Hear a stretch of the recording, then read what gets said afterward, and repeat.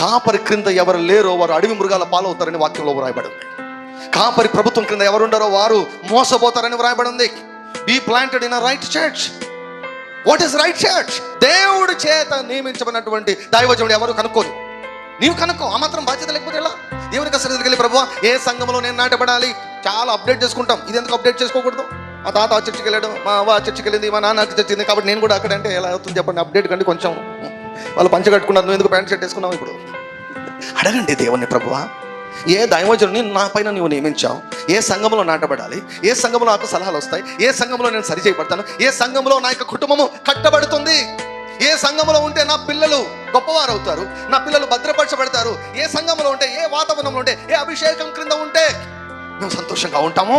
కనుక్కోవాలి దేవుని యొక్క సన్నిధిలో. నీకు నీవుగా కనుక్కొని ఆ సంఘంలో నాటబడి అక్కడ నమ్మకంగా ఉండు. నిజంగా నీకు పెళ్ళి అయిందాన్ని బట్టి నువ్వు సంతోషిస్తావు.